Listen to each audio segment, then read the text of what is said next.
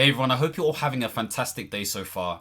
Today I want to talk about how consultants or contractors can better prepare for any sort of economic downturn. Of course, we've seen a lot of things happening over the last couple of years, whether this is COVID, we've got the cost of living crisis, the wars that are happening across the world that are affecting our daily living standards, energy, etc., etc. All of this stuff contributes to our money being used up and increasing the cost of living standards for us.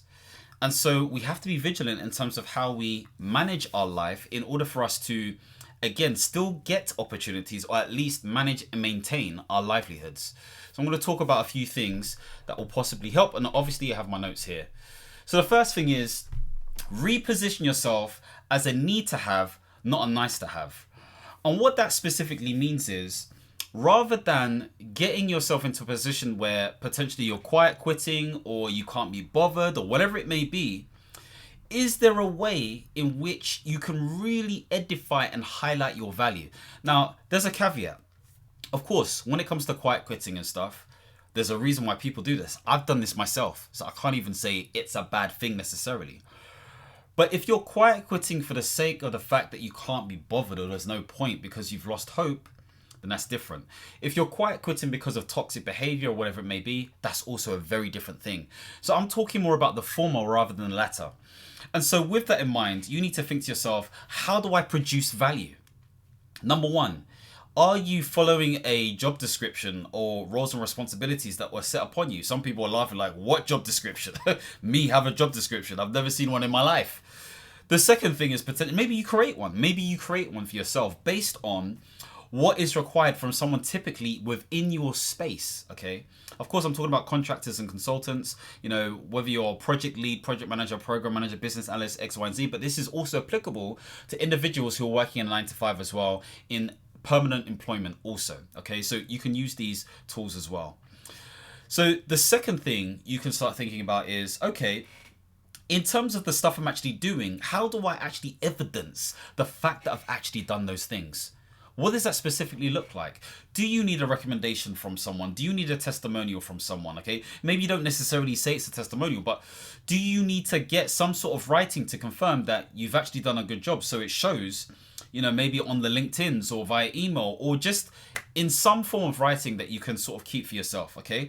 And share with other people if need be, okay? Because sometimes what you can do is you can create a sort of like link or page of testimonials and put that on your CV for people to check out. That's one idea in terms of really edifying sort of like your value in that way. Another thing you can do, I've spoken about this before, is have some sort of deliverables tracker, okay? Or some sort of like benefits tracker or outputs or outcomes tracker, which really shows what you specifically done. So what problem did you solve? What actions did you take? What results did you have? Tangible results. Things that can be measured in terms of monetary value, whether it goes up or down, percentages, qualitative things, customer reviews and feedback and experience, all these different stuff, find ways to capture. The way I do it is, you know, I will either sort of like use a voice notes app, which is AI enabled, and then I'll use that stuff to basically sort of like note down different things that I've done over the years or months or weeks or whatever it may be. Or I just write it down day by day.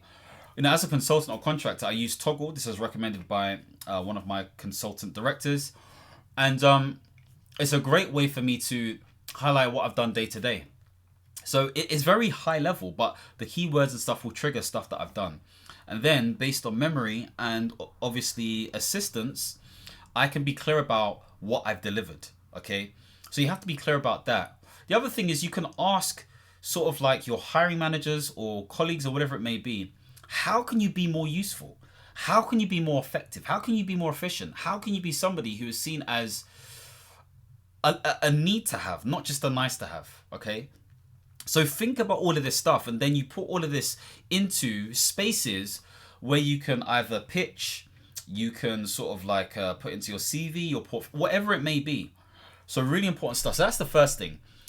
The second thing is you need to be clear about refining your offer, okay? And again, if we're speaking from a consulting or contracting standpoint, what services do you provide? sometimes that may feel a bit weird to think about, especially if you are inside IR35 contractor or you are working a permanent 9 to 5. But you need to think to yourself, what do you provide in terms of a service? What is your offering?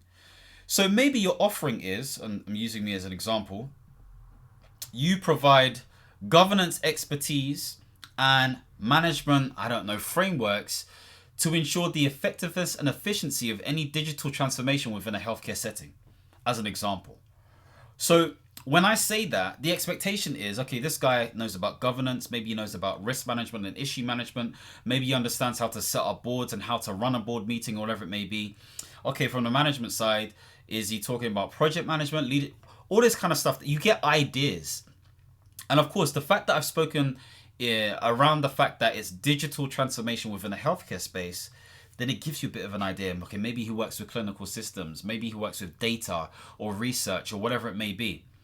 You want to invoke certain associations in people's minds so they're clear of what specific things you offer. So there is no confusion. And where does this become important? This becomes important if you're speaking to an agent, if you're speaking to a hiring manager, or the economic buyer, the individual who is responsible for paying for your services. So this is where it comes down to your USP, your unique selling point, or your UVP. I think it's your unique value proposition.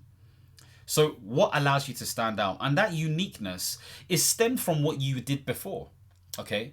i.e. determining what your value is based on your experience, your expertise, and the articulation of the benefits that you've realized and the results that you've obtained. So hopefully this makes sense. So really think carefully about what service offering you have. Whether you're a freelance consultant or more of a conservative consultant, it doesn't really matter. If you don't know the difference, then you can check out one of my videos where I talk about the different types of consultant that exist. The third thing I want to talk about is deepening existing client relationships. What does this mean? I was speaking to another consultant who's on the same program as me, and they've done some amazing stuff in terms of, working on different programs and all this kind of stuff there. And I asked them, I said, I'd like to learn from different consultants. How do you get your gigs? How do you get your contracts? And they've heard something I've heard before, but it's how they said it. They essentially said that because of the fact that they did a great job in their permanent role, they got approached by a consultant who essentially was like, jump on the bandwagon, let's work together, and let's essentially help these different organizations or teams improve X, as an example. I don't want to bait up what it was. And so with that, what they recognize, and I think they did this pretty naturally because they're a people person, is that they're always checking in. They're always checking in, whether that is with the client that we're currently right now, just seeing how people are from an informal and formal standpoint, but also people they used to work with. Hey, how's it going? I hope all is well. Not even looking for anything, just trying to maintain a decent relationship with these individuals. And naturally, because you're speaking to these people, you're going to want to ask about what's happening in X, Y, and Z. So it's having these types of relationships. There's no necessary straight up strategy. You need to talk about this, that. You can do all of that stuff. But the strategy is proximity and frequency. That is the strategy. Proximity, frequency, and authenticity. I'm thinking there's probably a framework here I'm just thinking of as I'm speaking. So with that in mind, okay, maybe it's called PATH. It's not going to be the other way around because that would say something else. Oh, we don't want to say that, okay? But thinking about that, if you are within their space, their proximity, if you are yourself, okay, there's a level of trust. And if there is a certain level of frequency with a proximity and trust, then they're more likely going to remember you when things come up. And then it's okay for you to be like, oh, has anything come up within this department? X, Y, and Z, I'm looking to take on more projects or whatever it may be. So you have to try and find ways to, genuinely connect with people. If someone pops up in your mind, just message them. Message them. Just see what they're saying. If you've worked with someone before, whether this is one-to-one, one-to-many, whatever it may be, then see how they're doing. Now, on the flip side, if you're a permanent member of staff, okay, and you've worked with contractors or consultants, check out to see how they're doing. Just connect with them on the level.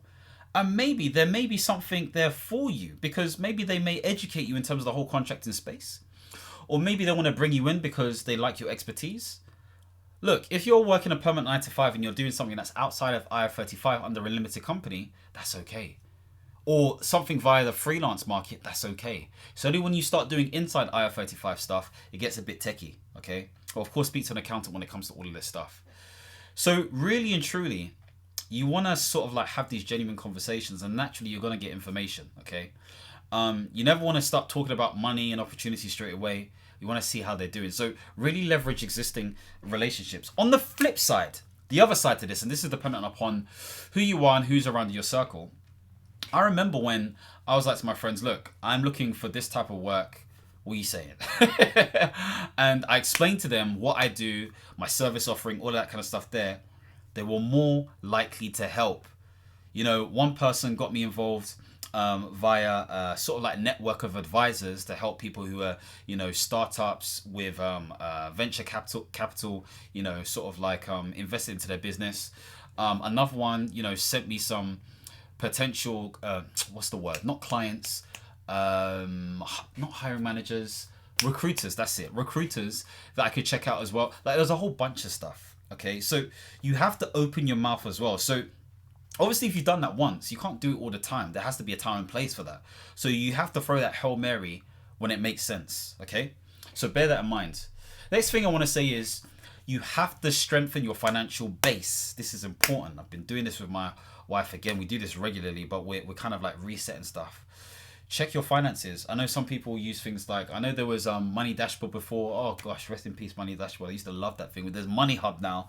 It's not the same, but because of that, you can either you can connect all your banks together and export it, and it'll automatically do the themes, but you can sort of like change it based on what you think is relevant in terms of categories. But because I'm extra and because I want to see what I've spent, I export a CSV file from my bank and I go through it line by line. I don't have to do it this way. I know there's a more efficient way of doing it, but I want to do it that way. I want to understand what I've been spending my money on. What are the things that pop up? What are the different categories that I think are a category? If I do a pivot table, okay, what does that tell me in terms of my spending habits? What I'm spending my most money on? What can I cut out? Are the expenses that I have on a monthly basis still those things? You know, I worked out that there is something known, and I've made this up obviously, as an ad hoc frequency versus a set frequency. What do I mean by this? You have things that are going to come out of your account the first of every month, as an example, like a mortgage or car payment or whatever it may be. But then in the same vein, you'll have things that aren't necessarily set in stone, but you kind of spend money on. So for example, if you're a Deliveroo eater or Uber Eats eater, maybe you've recognized the pattern that actually you spent money on Deliveroo, roughly let's say 25 to 26 times in a year. But really when you drill down on it, you basically, you know, buy Deliveroo every 2 weeks, bi-weekly. There was 1 week where you just went a bit crazy, okay? That has to be part of your expenses because that's a pattern, unless you are consciously going to cut something out. So be more conscious about how you're spending, set a budget for it so it's clear, and then think about how can you better save? Can you put some of your, say for example, you're an outside of IR35 contractor, the personal tax that you get, okay, for putting dividends into your personal account, maybe you put that into a cash ISA. So it's not just the money that you are putting aside for personal tax, but you are making interest on that money. Is there an opportunity for you to put into the stock market, as an example? Maybe more of an index fund right now, especially because of the way things are going. They say things are discounted at the moment, so maybe you go ham. Maybe you up the frequency. Rather than just, let's say £100, you do £200, but you split that up £50 each week as an example, okay? Pound cost averaging, because obviously, you know, regardless of whether you've hit the bottom of the index or not, you're still an advantage based on the fact that you frequently put money in, and it's likely to grow anyway because it's an index as opposed to a high growth stock. Maybe when things get better, it's an opportunity, okay, or whilst they're getting better, it's an opportunity to think about high growth stocks if you're between 20 or 30 as an example, okay? These are all things to think about. So how can you better optimize these situations? Speak to a financial advisor if you need to, or you can use ChatGPT to be your guide initially if you're confident enough to do certain things if you have the know-how, okay? So all of this stuff becomes really, really important. Insurances, how are you covering yourself? Okay, so certain sort of like insurances don't necessarily cover the right sort of income protection when it comes to sort of contractors and consultants, but you can have savings, okay? You can have an emergency fund. You can speak to your partner, if you have a partner, about how you want to maneuver in those different times. You can also have health insurance, life insurance, all these different things come into play depending on what stage you're at in your life. Building insurance, contents insurance. Can you downgrade certain things? These are all things to bear in mind and really, really important when it comes to, again, economic downturns and just being sensible with how you spend things, okay? Now, before I continue, I'm trying to remember to do this stuff. If you want to see more stuff or read more stuff centered around, again, consulting, contracting, portfolio careers, and soft economics, so to speak, in relation to the job market, and of course, subscribe to my newsletter where I send out a newsletter every single Sunday at 2 p.m. So check out the link below. Now, the next thing I want to talk about is making sure that you sharpen your visibility, not just your skills. What does this really mean? You have to be in a situation where you understand what's happening now. There's a reason why I'm talking about all of this socioeconomic stuff, okay? Whether it's talking about the bond market. Why am I talking about bonds? I'm genuinely interested, but it affects interest rates. It affects how we spend our money. It affects what money is available to us. It affects what is available in terms of job opportunities. So if you understand the lay of the land, if you understand the sort of like culture of how things work, I said that really weird, then you can be more strategic. Then you can be more intentional in terms of where you're directing your priorities. This is why I talk about this stuff. So people who get it and understand it, then good. Hopefully you can apply it and implement it in your life where actually you're winning, you know? So really understand the lay of the land. Don't get sucked in, okay? Maybe your go-to is the news. For me, it kind of is, but it's more so on YouTube, so I watch it when I want to. But for me, it's more YouTube. It's more diving deep into topics, working with AI, finding out different forms of research, speaking to different friends and colleagues and all this kind of stuff there to better understand what the fabric of the culture feels like when it comes to the socioeconomics of not just the country, but the globe. Because it allows me to know where I want to focus, what I need to talk about, all of that kind of stuff there. Of course, when you sharpen your visibility, this also comes down to where you're at, essentially. So what environments are you in, online and offline? Do you keep up some sort of presence, or do you have to keep up some sort of presence when it comes to LinkedIn as an example, or YouTube, okay? Do as Romans do, as they say. So if you like the sort of stuff that I'm doing, maybe it's something for you to do, whether it's YouTube videos, LinkedIn, all of that kind of stuff there, okay? Or maybe it's like, you don't want to do all that stuff. Maybe you want to just scale down, but just be active. Communicate with people, contact people, comment on stuff, etc., etc. Do your, at least at minimum, your profiles need to be of a certain standard, okay? Of a certain creme de la creme, so to speak. And these days it's pretty easy, okay? You can go onto ChatGPT and get it to generate you some graphics, all that kind of stuff there. You can also use Canva. You can use the templates there and change things up. Like, it's never been easier to improve your profile. Of course, the way you draw people to your profiles, you tell people about it, whether that's online, offline, etc., etc. I'm talking really fast. I'm probably gonna have to drink some water in a second, but I'm going to see if I can try and finish this video before I do that. The next thing is, the reality is, yeah, they say the millionaire, has 7 streams of income. I don't care what the millionaire has in that instance, okay? Of course, it gives you an idea in terms of what you need to be thinking about if that is your goal. But irrespective of whether that's your goal or not, the point being made is that there has to be ways in order for you to diversify your income, okay? Spread it out a bit more. Why do I say this? Because if something happens to your 9 to 5, or if something happens to your contract, okay? So people who are in a similar position to me, what are you going to do? You may have an emergency fund. That's good. So that's one way of spreading risk. You may have money in a cash ISA. That's another way of spreading risk. But do you have anything else? Do you have anything in an index fund, as an example, or a stock and share? Do you have any equities into anything? Do you have the opportunity to make money through some sort of service? Okay, maybe there's an advisory service based on your experience within a professional sphere. It doesn't have to be coaching and mentoring and all that kind of stuff there in terms of life coaching. All that. It could be advisory. It could be advisory if there is a big demand. Maybe you could work for somebody else for a little bit. Maybe there's a second job if that fits in with your lifestyle and you're happy to do that. Or maybe you're looking to do some sort of freelance services via sort of like Clarify.fm as an example. That's the advisory stuff.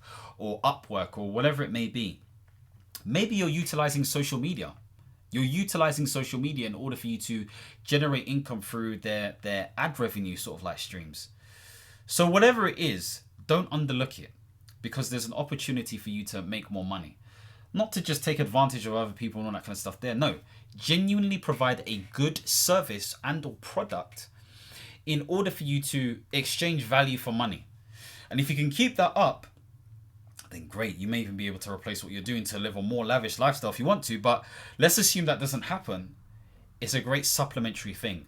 Start off by replacing one bill. Start off by replacing one bill. That's how I saw it. Okay, I remember someone saying this about a decade ago. Replace one bill with this additional income, and see if you can replace it with 2 bills, 5 bills, whatever it may be. So that's how I'm working towards things, and it's working out for me the way it's working out. Still got a long way to go to cover all my bills, but in terms of my, like, literally just my personal expenses, probably halfway there in terms of a passive nature. And so think about what you need to do for yourself. Okay, how can you diversify a bit more?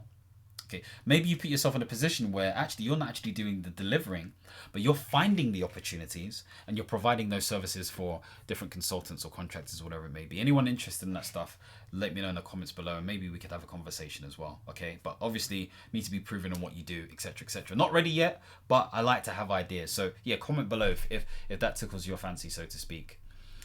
The other thing I want to say is be proactive with your pipeline management. So this comes back down to re-engaging with different people, re-engaging with people that you spoke to before. But look, if I'm thinking very streamlined about this, yeah, you kind of need to be checking in every 3 months or so at a minimum. It's not going to be perfect, but you check in. And the best way to do it is to have some sort of spreadsheet, okay? Literally go back and see every single recruiter that has ever contacted you, have it on a spreadsheet, have their name, their organization, their email, their telephone number, and the last thing that you spoke about. And really give yourself a bit of a timer, okay? Maybe this is on Notion because it automatically pops up in your phone to contact that person again. But more intentionally, more specifically, if a contract is ending, okay, or close to ending, 2 months beforehand, you want to re-engage with these individuals. You want to understand what they're seeing in the market, if there's anything available. You want to let them know that you're happy to take on some contracts and they should have you in mind. Be clear about this is where your pitch comes into mind. Your CV needs to be on point. It all kind of leads up to this stuff. And so you do this with as many recruiters as possible, okay? But it's not just a numbers thing. This is why the relationship needs to be built there from the beginning. Or at least there has to be a certain etiquette and emotional intelligence in order for you to be on point. And that emotional intelligence comes from understanding yourself. Okay, so this is why we have self-awareness, self-management, social awareness, social management. Look it up. You can learn more about it, or check one of my videos talking about emotional intelligence as well. So all of this to say that it sets you up, because the opportunities within this space is based on speaking and opening your mouth. It was my brother-in-law and my sister once said to me on the same day, and they didn't even realize they said it, closed mouths don't get fed. It's true. The whole consulting and contracting space is about opening your mouth and speaking. Speak what you seek until you see what you said, as my wife always says. Unknown where that came from, but bang in saying. The other thing I want to say is stay calm, strategic, and commercially aware. So what this means is you have to be able to understand the lay of the land. So what are the economics of the country? So for example, we know that NHS England is being decommissioned in the next 2 years or so. We know that Department of Health and Social Care is heavily policy driven. So what does that really mean? Well, there's going to be a lot of consultants and contractors leaving the NHS England space. Okay, that's how they save money. But they may be diverted to Department of Health and Social Care because they're going to need support. Of course, some of those individuals, those 6,000 or 6 to 12,000 NHS staff, some of them will be sort of like diverted to DHSC, Department of Health and Social Care. But in the same vein, there may be contract opportunities because they need a certain level of expertise to support them. It won't be the big four like that anymore. They'll have contracts, of course, but there are new procurement rules in order to sort of like limit, I think, a certain amount of money and months before they have to sort of like tender again, which means there's more opportunities for the SME, the small medium enterprise, the solo contractor or consultant. This is all being commercially aware. So you have to bid your time. You have to do your research. You have to speak to the right people. Stay calm. You have to believe in your source that you're going to get something, because and again, know your market, of course. I wanted to say that as a caveat. But I remember there was a time where it's like, I felt like I was fluking it. But I can't be fluking it for like 4 years. 4 years, because it was 2021. I can't be fluking it for 4 years. No. I mean, yes, maybe the market's more favorable to me. Yes, we saw in my previous video that, recruitment budget has gone up year on year since 2018 up until 2022, 23. But irrespective of that, I still can't be fluking it. It's because what I'm saying, I'm applying for myself, and it's working for me. And so you have to understand that there's a certain level of adaptability, commercial awareness, and communication that you need to have when it comes to being in these positions, especially when there is an economic downturn. Don't get so bogged down on what people are saying in terms of the news and stuff. Think about how it affects you and your community at large. That is how you have a level head, and you're not panicking. Oh, the sky is falling, but you're flying. It's not even falling. The ground is going up. You think the sky is falling because all you're doing is looking up. No, we're not doing that. So really take heed of these 8 pieces of, I guess, suggestions, I'm going to say, because you can do what you want, and see how you can implement this stuff in your life, whether you're a consultant, contractor, or permanent member of staff. Of course, like I said already, if you want to, keep me in your inbox and all that kind of stuff there, subscribe to my newsletter below. And of course, if you want to see more videos tailored around portfolio careers, contracting, consulting, and the above, then make sure to subscribe and hit the notification bell. And as always, my friends, understand, reach, and expand. Peace.